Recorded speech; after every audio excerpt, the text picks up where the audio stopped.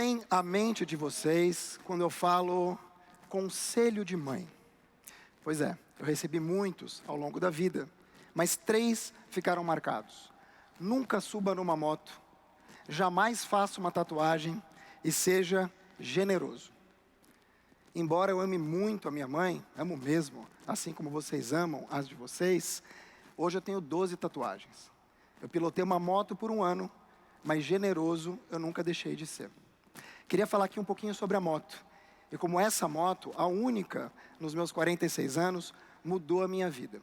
Em setembro de 2012, estava eu subindo a Rua da Consolação, região central, aqui de São Paulo, quando eu sofri um acidente. Tive uma ruptura do ligamento cruzado anterior da perna esquerda. Muito tempo de fisioterapia, algumas idas ao SUS, embora eu tenha plano de saúde, eu tomava uma injeção anual para fortalecimento dessa mesma perna esquerda. Numa dessas idas ao SUS, setembro de 2018, portanto quase 6 anos depois do acidente, lá estava eu, esperando pela minha injeção. Quando eu me aproximei da enfermaria, o SUS estava mais ou menos vazio. Eu me encontrei com uma mulher, visivelmente castigada pela vida. Roupas rasgadas, sem sapato, segurando um cabo de vassoura, triste. Me aproximei dela e ela me disse: "Senta, moço." E eu me sentei. Eu adoro gente, pelo jeito, ela também. Eu aprendi que o nome dela era Gilma. Tinha 44 anos, a minha idade, aparentava ter bem mais. E que tinha sido assaltada na noite anterior. Tinham-lhe quebrado os dentes.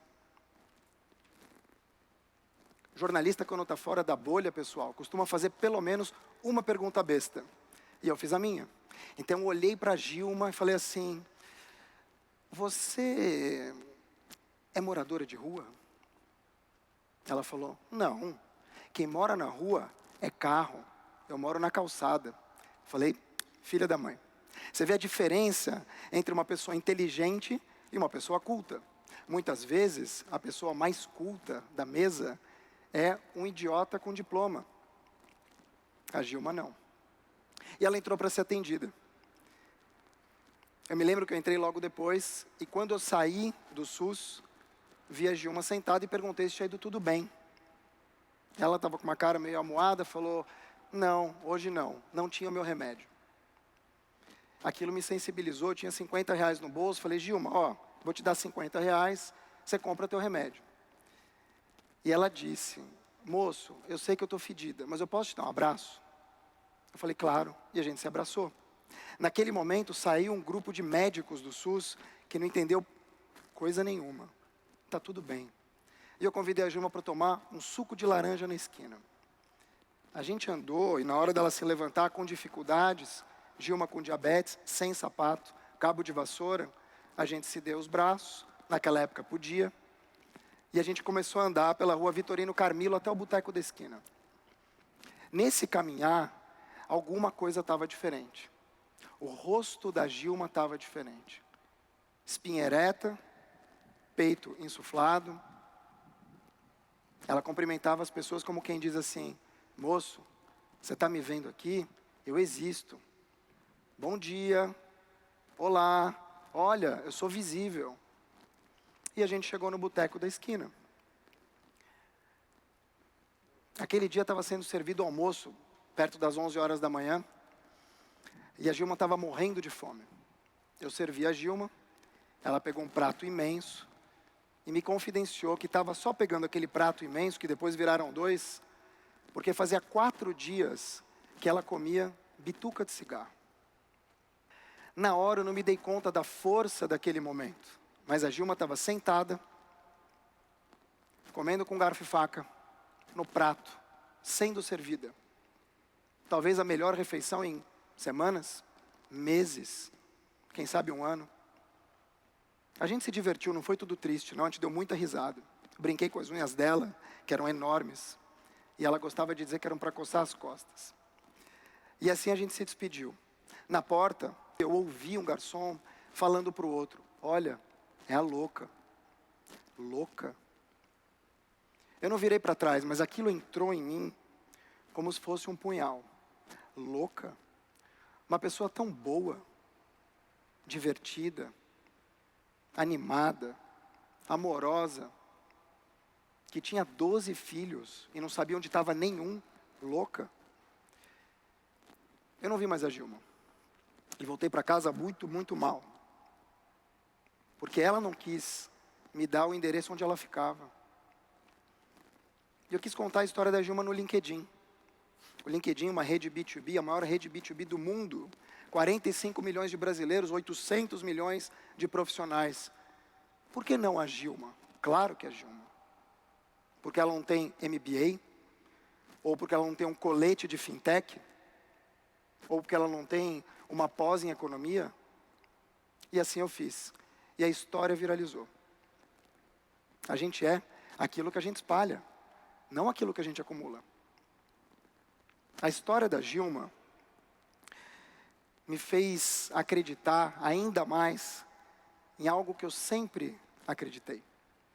Que coisas pequenas, simples, ordinárias, podem nos levar a lugares extraordinários. Mas para que isso aconteça, a gente precisa querer enxergar aqueles que os outros se recusam a enxergar, ainda que os vejam. A gente precisa querer escutar os outros que se recusam a escutar, ainda que os ouçam. Porque a beleza da vida está justamente aqui, em dividir o nosso palco com outros protagonistas. A gente é aquilo que a gente espalha, não aquilo que a gente acumula. E aí veio 2020, um ano especialmente desafiador. Um ano que já pode ser dividido em dois, de janeiro até o começo de março, e de março para toda a eternidade. Um ano que não nos coloca no mesmo barco, nos coloca em barcos diferentes, na mesma tempestade, como diz o empreendedor social Marcos Massarenti. Um ano que fez o mundo inteiro se ajoelhar para um só inimigo, um vírus. Um vírus. E ainda que eu jamais tivesse duvidado da letalidade desse mesmo vírus, ele bateu à minha porta. Em 25 de março, agora, 6 dias depois de eu voltar da França, infectado, com a minha mulher Elisa, meus filhos Josh, Cora, com os meus pais, a Covid-19 levou meu pai.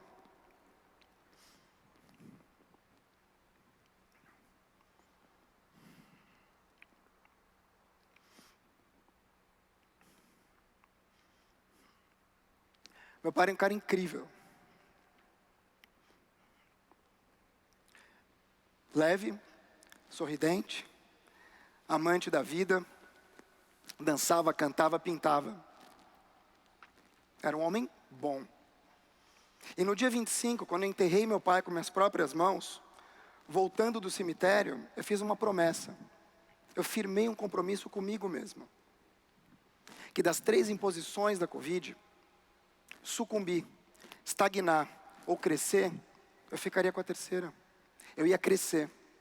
E crescer significava me doar mais. Crescer significava construir mais pontes, derrubar mais muros. Crescer significava cooperar. E assim eu fiz. E continuo fazendo. 2 meses depois da morte do meu pai, um vírus muito mais brutal, muito mais letal, muito mais antigo, muito mais arraigado, o vírus do racismo, em 25 de maio, vitimou mais um homem negro nos Estados Unidos, George Floyd, por policial branco. Os protestos antirracistas tomaram conta do mundo, e no Brasil não foi diferente. Eu mesmo postei algumas vezes a hashtag Vidas Negras Importam. Mas eu queria mais. Eu queria ir além da hashtag. Eu queria ir além do ativismo de sofá. Não sabia como. Só que eu tenho uma sorte na vida. Eu sou muito ajudado, acredito que muitos de vocês aqui também, por pessoas que eu não vejo faz tempo, por pessoas que eu não conheço, ou que passam na minha vida só para depositar uma semente de amor. Recebi um telefonema de uma grande amiga, que eu não via fazia tempo, Fernanda Guimarães, do grupo Desenquadradas. E ela me fez uma proposta. E se em vez de você postar tela preta, você não posta pessoas pretas?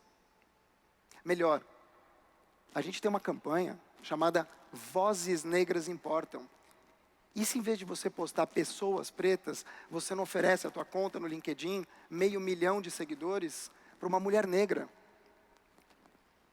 Pensei e falei, cara, se oferecer, seja mulher, homem, criança, uma conta que está tanto tempo comigo, login, senha, até eu conhecer a Patrícia Santos, que vai subir aqui daqui a pouco.